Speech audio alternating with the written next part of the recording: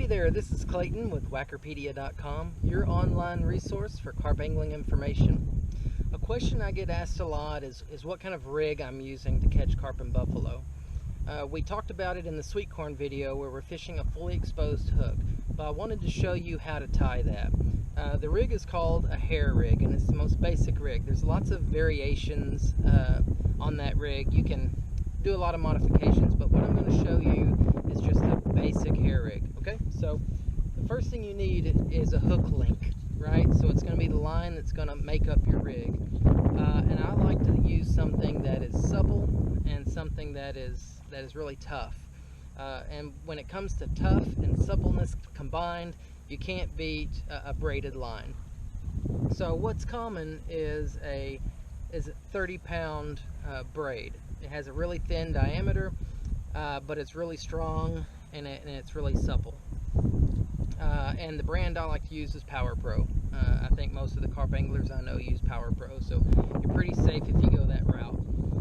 But basically I'm going to just pull off about a foot of that, and you'll need some braid scissors to cut that.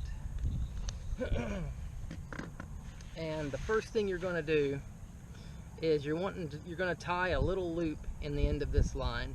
Okay, so I'm just going to double this over on itself like so, and I'm going to put a little loop in the line just with a little overhand knot with that doubled up line. Okay, and there we go.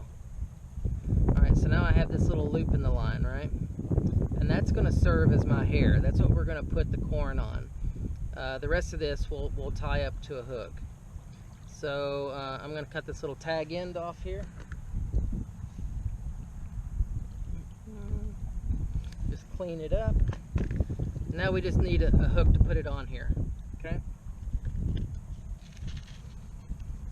So I'm using a specialist hook, a hook designed for carp fishing. Now you can use, different hooks from Bass Pro as long as it's a number 6, and I think I started out on octopus hooks, and they worked fine. The only problem with them is they're made of a little bit lighter wire, and they'll bend out on you. Carp hooks are made for that really strong fight that a carp puts up, so it's made with a really strong wire and it doesn't bend out as easily. So it's a really strong hook, and it's really sharp. So anyway, let's attach this line to the hook. Now, there's a critical piece here that we need to do right, and that is when you initially put the line to the hook, you've got to go through the back of the eye. You're going through the back of the eye because that sets up the rig mechanic, because you want this hook to turn into the fish's mouth. And you'll do that by running that line through the back of the eye, because when it pulls, the line goes taut, it's going to pull down on the hook. It's going to turn that hook down. That's absolutely what we want. So I'm going to go in through the back of the eye. And I'm just going to run this hair down to the end of the hook here, just along the shank. And you can eyeball this piece. It's not an exact science. You'll find out what you're comfortable with. But I like to do it so that I can get about 2 kernels of corn on there. That's where I'm comfortable. So, okay, so we're going to apply a knotless knot to this hook. And basically that's going to be a series of wraps on this hook, kind of like snelling a hook.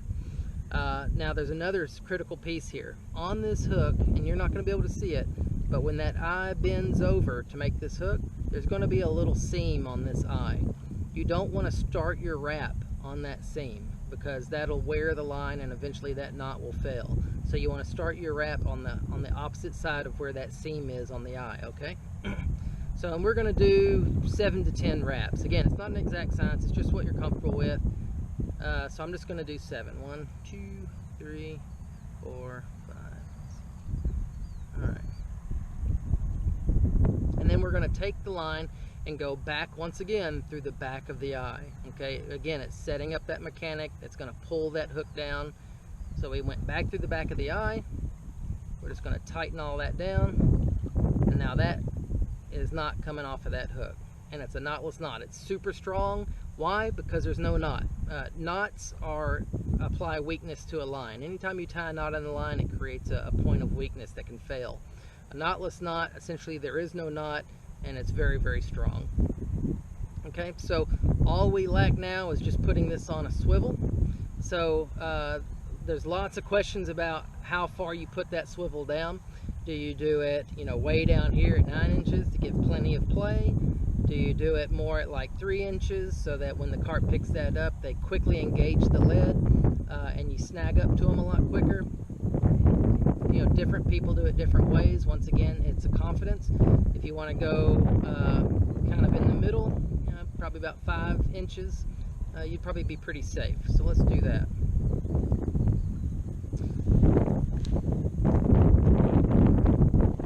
So this is a size 8 swivel, and we're going to attach it to this swivel using a Palomar knot. Now, a Palomar knot is also a very strong knot because essentially it's looping on itself, and I'll show you. So what I did was double this line on itself. So if you can see that line's just doubled up on itself. I just doubled it back. I'm going to pinch it down enough to get it through the eye of this swivel.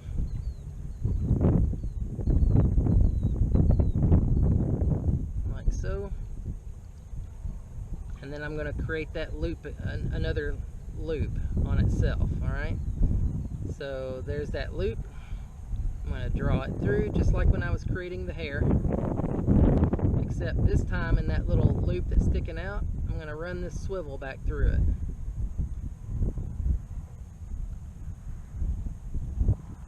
And then tighten it all down. It's always good to moisten your knots too.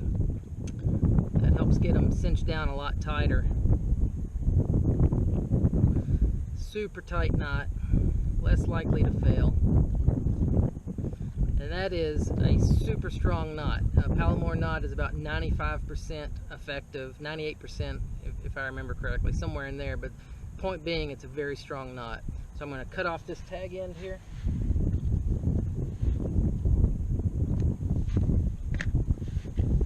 And there you have a basic hair rig. And so just like in the sweet corn video, we'll load that hair up, we'll attach that to the line, and that's going to be an absolutely deadly rig. Very basic, very simple. It doesn't have to be complex, and that'll catch fish all day long. So I hope that's useful to you. If you like the video, please hit subscribe. Also, you can leave me some feedback. Let me know if I'm doing good or if there's anything I can improve. Please check out wackerpedia.com for more information on fishing for carp and different rigs you can use. There's certainly lots of different ways you can do it. And, if you catch any big fish, send me an email. I'd love to see your fish pictures. Have a good weekend. Thank you for watching.